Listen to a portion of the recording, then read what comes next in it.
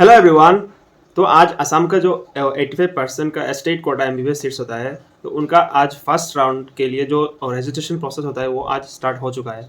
तो बहुत सारे स्टूडेंट्स ने रजिस्ट्रेशन कर चुके हैं और बहुत ऐसा स्टूडेंट है जिन्होंने अभी भी रजिस्ट्रेशन नहीं किया है क्योंकि उनको कुछ प्रॉब्लम फेस करना पड़ रहा है। तो मैं इस वीडियो में कम्प्लीटली डिटेल में आपको एक रजिस्ट्रेशन प्रोसेस करके दिखाऊंगा कि आपको कैसे कैसे आगे बढ़ना है, तो जिसकी वजह से आपको कोई प्रॉब्लम फेस ना हो और अच्छे से आपका फर्स्ट राउंड का रजिस्ट्रेशन है वो हो जाए। तो आप वीडियो को लास्ट तक बने रहिएगा, मैं कम्प्लीटली डिटेल में बात करूँगा। So let's move in to the video.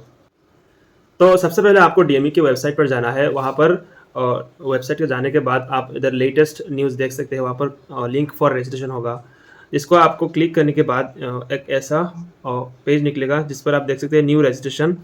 यहाँ पर आपको न्यू रजिस्ट्रेशन करना है, उसको क्लिक करना है। फिर क्लिक करने के बाद आप यहाँ पर आप देख सकते हैं general instruction for filling online application form. यहाँ पर कुछ इंस्ट्रक्शन दिया है और यहाँ पर आप देख सकते हैं स्टेप फॉर फिलिंग। सबसे पहले आपको fill application form to register online. उसके बाद आपको क्या करना है, print acknowledgement slip, that is note down your application number and log in with it and upload required documents. मतलब एप्लीकेशन फॉर्म फिलअप करने के बाद नेक्स्ट पेज में आपको अपना एप्लीकेशन नंबर जो है वो आपको नोट डाउन करके रखना है। फिर आपको एक और बार लॉगिन करना है और उसके बाद आप डॉक्यूमेंट अपलोड कर सकते हो। फिर आपको अपना जो एप्लीकेशन फॉर्म है उसका प्रिंट आउट निकाल के रखना है या फिर पीडीएफ डाउनलोड करके रखना है। तो ये फर्स्ट पॉइंट है। इधर आप देख सकते हैं click here to see process flow for NEET UG 2023 counselling. कितने स्टेप में होगा, मतलब आज तो रजिस्ट्रेशन होगा, फिर नेक्स्ट होगा चॉइस फिलिंग होगा और उसके बाद चॉइस लॉकिंग होगा।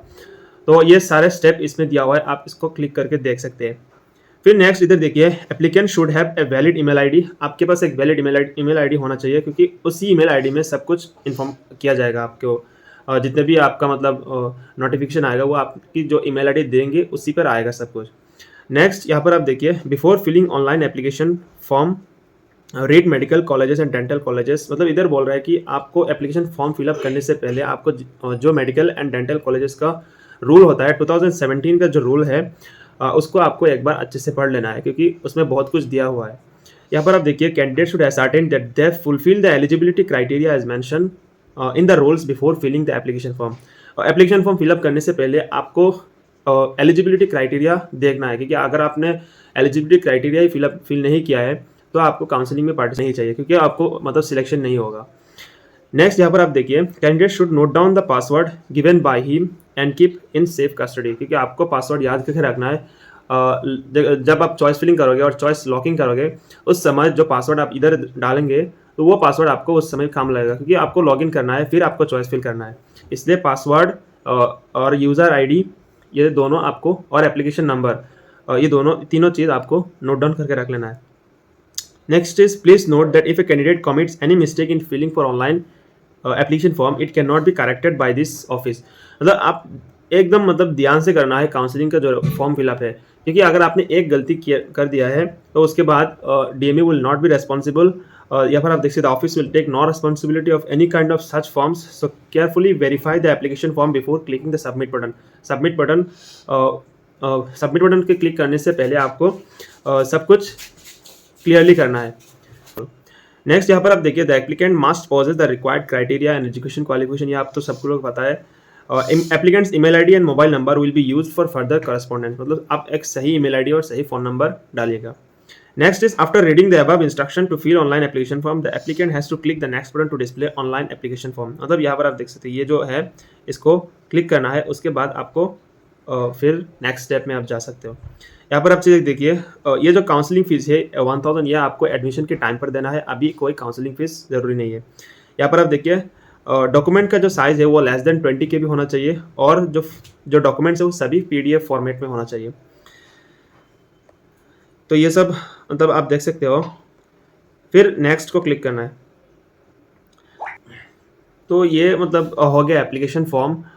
एप्लीकेशन फॉर्म में इधर आप देख सकते हैं, ये पर to be filled by candidates whose name and NEET UG 2023 roll number appeared in the list of candidate published by the DME which have made the cut off scores for NEET 2023।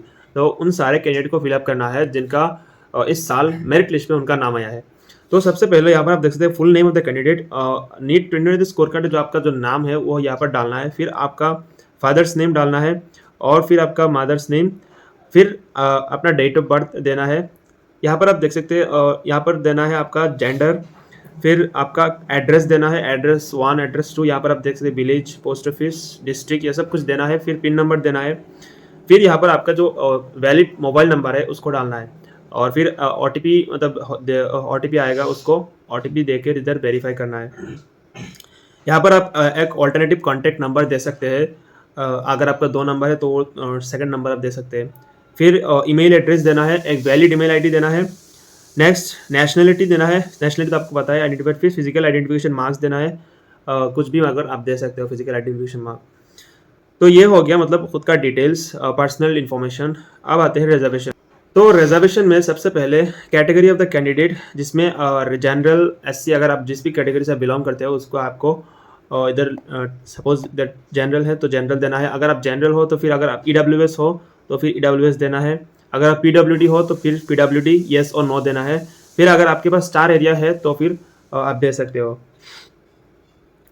फिर यहाँ पर आप देख सकते हैं एक चीज लिखा हुआ है, all certificate are to be issued by authorities of the government of Assam only.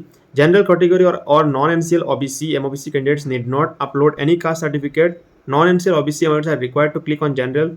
मतलब अगर आपके पास NCL नहीं है तो आप जनरल में आपको जनरल माना जाएगा, तो इसलिए आपके पास NCL होना चाहिए। नेक्स्ट, अगर आपके पास कोई ऐसे सर्टिफिकेट्स है for claiming seats for reserve for ex serviceman और सर्विंग डिफेंस पर्सनल, तो अगर आप है तो इधर आप यस दे सकते हो। फिर sons and daughters of freedom fighters, फिर sons and daughters of personnel kill in extremist violence in Assam, और next the martyrs of Assam, और नेक्स्ट इज स्पोर्ट्स कोटा। तो अगर आपके पास इन सारे चीज़ है तो आप दे सकते हो। फिर यहाँ पर आप चीज़ देखते हो whether the candidate is permanent resident of Assam. तो अगर आप इस फॉर्म को फिलअप कर रहे हो तो आप श्योरली आप असम के परमानेंट रेजिडेंट होंगे, तो इसलिए आपको येस देना है। फिर एजुकेशन क्वालिफिकेशन में आते हैं। एजुकेशन क्वालिफिकेशन में देख सकते हैं whether studied all classes from class 7 to 12 in the state of Assam, तो ये मस्ट होना चाहिए, तो इस पर आप येस डालेंगे। Next is whether past qualifying examination और its equivalent examination from any institute situated in the state of Assam. मतलब क्वालिफाइंग एग्जामिनेशन क्या होता है कि अगर आपने कुछ वेटरमेंट एग्जाम दिया है, मतलब NIOS होते हैं जो प्राइवेट कैंडिडेट होते हैं, या फिर इसके इक्विवेलेंट एग्जामिनेशन, और आपने अगर आसाम से किया है तो और नहीं किया है तो इस पर आपको मतलब मैक्सिमम यस ही देना है, इसको आपको नो नहीं देना है। तो ये तो हो गया एजुकेशन क्वालिफिकेशन। फिर आते हैं प्रीवियस एजुकेशनल इन्फॉर्मेशन, मतलब आपने क्लास 10 और 12 कहाँ से किया है, इसमें आपको बोर्ड का नाम देना है। फिर कैंडिडेट को कब कौन सा इंस्टीट्यूट से पास किया है, फिर कौन सा ईयर से पास किया है, फिर आपका परसेंटेज और मार्क्स, ये दोनों आपको इधर डालना है क्लास 10 और 12 का।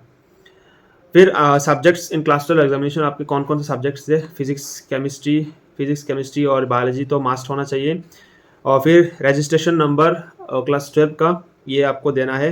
फिर year of passing class 12 subjects, मतलब आपको कौन से ईयर ने आप क्लास 12 पास किया है, ये भी देना है। So this is all about previous education qualification information। अब आते हैं percentage of marks obtaining class 12 marks. तो ये आप खुद दे सकते हैं, आप मतलब क्लास 12 में आपको कौन सा सब्जेक्ट में आपने कितने मार्क्स लिया है, जैसे कि फिजिक्स में आपने कितने मार्क्स लिया है, केमिस्ट्री में कितने मार्क्स मिला है, फिर बायोलॉजी में आपको कितने मार्क्स मिला है, और फिर इंग्लिश में आपको कितने मार्क्स मिला है, सब कुछ मिलाकर आपको टोटल प्रैक्टिकल और थ्योरी इन सब चीज़ में आपको देना है। इधर आपको देना है मैक्सिमम मार्क्स, और फिर इधर आपको देना है आपने कितने मार्क्स ऑब्टेन किया है, और फिर इधर टोटल एग्रीगेट परसेंटेज देना है। और अब आता है नीट 2023 इन्फॉर्मेशन। आपको मतलब नीट 2023 का रोल नंबर देना है, फिर एप्लीकेशन नंबर देना है, फिर नीट 2023 का आपका स्कोर देना है, और फिर ऑल इंडिया नीट UG 2023 का रैंक, मतलब do not fill state rank, इधर आप देख सकते हैं स्टेट रैंक आपको नहीं देना है, इधर आपको ऑल इंडिया रैंक देना है। और फिर मेरिट लिस्ट रैंक देना है, इधर आप मेरिट लिस्ट रैंक आपको कौन सा देना है, तो जो रिवाइज मेरिट लिस्ट निकला था कल उसी को आपको डालना है। आपको जो पहला मेरिट लिस्ट था प्रोविजनल मेरिट लिस्ट, वो आपको नहीं देना है। जो रिवाइज मेरिट लिस्ट में जो आपको रैंक आया है उसी को डालना है। इधर आपको प्रोविजनल मेरिट लिस्ट का रैंक नहीं देना है, रिवाइज्ड मेरिट लिस्ट का रैंक देना है आपको। तो आई होप ये आपको समझ आ जाएंगे। फिर आप आते हैं अपलोड फोटोग्राफ्स एंड सिग्नेचर। तो यहाँ पर आप देख सकते हैं ये जो फोटोग्राफ है ये आप दे सकते हैं, आपने जब नीट के टाइम पर जो फोटोग्राफ आप दिए थे रजिस्ट्रेशन के समय पर, उसी फोटोग्राफ्स को आप इधर देख सकते हैं। If your photo is not identified then application form will be rejected. तो जो फॉर्म आपने नीट के रजिस्ट्रेशन के टाइम पर दिए थे उसी फॉर्म को फोटो को आप दे सकते हो इधर। तो एक चीज़ देखिए, फ़ोटो जेपीजी फॉर्मेट में होना चाहिए, less than 50 KB, height should be 250 into 320 pixel. ये आपको देखकर आपको अपलोड करना है। फिर सिग्नेचर, खुद का सिग्नेचर आप दे सकते हो, जो आपने नीट के टाइम पर जो सिग्नेचर दिए थे उसी सिग्नेचर को आप इधर दे सकते हो। फिर लॉगिन डिटेल्स, आपको अपना पासवर्ड देना है। Password I will recommend that आपको पासवर्ड सिर्फ खुद का नाम और डेट ऑफ बर्थ दे सकते हो। सिंपल पासवर्ड रखना है, क्योंकि अगर आपने पासवर्ड भूल गए बाद में तो आप लॉगिन नहीं कर सकते हो, फिर डॉक्यूमेंट भी अपलोड नहीं कर सकते हो। इसलिए पासवर्ड ईजी ही डालना है और पासवर्ड को कंफर्म करना है। फिर डिक्लेरेशन, इन सभी चीज़ को आपको यस यस टिक कर देना है और टिक करने के बाद आपको सबमिट कर देना है। तो सबमिट करने के बाद मतलब ये तो रेड रेड आ रहा है, क्योंकि बहुत कुछ मैंने अपलोड नहीं किया है और मैं आप लोगों को दिखाने के लिए ये मतलब रखा है, क्योंकि मेरे पास कोई मतलब वैलिड कैंडिडेट का जो डॉक्यूमेंट्स है या फिर इन्फॉर्मेशन वो नहीं है। सबमिट करने के बाद आपको मतलब नेक्स्ट पेज में क्या होगा, नेक्स्ट पेज में आपको डॉक्यूमेंट अपलोड करने का मौका दिया जाएगा। तो डॉक्यूमेंट अपलोड में ऑलमोस्ट 9 डॉक्यूमेंट्स आपको सबमिट करना है, 9 या 10 होगा, जिसमें आपको क्लास 10 का मार्कशीट, 12th का मार्कशीट, 12th का एडमिट कार्ड, फिर आपका जो एक पीएससी हो गया, फिर 2 एनेक्सर्स हो गए, और इन सारे चीज़ को आपको अपलोड करना है। देखिए मतलब डॉक्यूमेंट्स उन्होंने बोला कि लेस देन 250 केबी होना चाहिए और सारे डॉक्यूमेंट्स पीडीएफ फॉर्मेट में होना चाहिए। तो इन सारे डॉक्यूमेंट्स को अपलोड करने के बाद आपका जो रजिस्ट्रेशन है फर्स्ट राउंड का वो हो जाएगा। तो इसी तरह आपको रजिस्ट्रेशन करना है और कल तो मतलब आज शुरू हुआ है और ऑलमोस्ट 2 या 3 दिन तक रहेगा, 27 को शायद रजिस्ट्रेशन ख़त्म हो जाएगा। तो इसलिए आपको रजिस्ट्रेशन अच्छे से करना है, कोई भी मिस्टेक नहीं करना है। और अगर किसी भी कैंडिडेट का अगर किसी भी डॉक्यूमेंट में मिस्टेक है या फिर उनका फादर्स या मदर नेम पर कुछ मिस्टेक है, तो आपको क्या करना है, आपको जो पीडीएफ फॉर्मेट है उस पीडीएफ को नीचे एक एफिडेविट अटैच कर देना है और फिर उस पीडीएफ को साइज़ रिड्यूस करना है और उसके बाद अपलोड कर देना है। तो अगर किसी भी कैंडिडेट्स का नाम या फिर किसी भी डॉक्यूमेंट्स में नेम गलत आ रहा है तो आपको एफिडेविट साथ में देना है।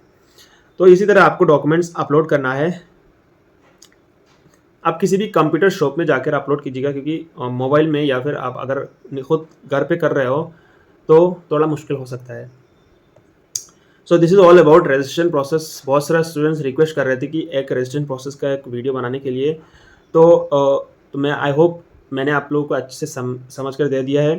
तो अभी कल अब जितने भी कैंडिडेट्स अब बाकी रह गए तो कल आपको रजिस्ट्रेशन कर लेना है। तो आई होप मैंने जितने भी चीज़ बताया वो आपको इन्फॉर्मेटिव लगा हो। अगर आप इस चैनल पर नए हो तो मेरा इस चैनल को सब्सक्राइब कर देना। मिलते हैं नेक्स्ट वीडियो में। Bye everyone.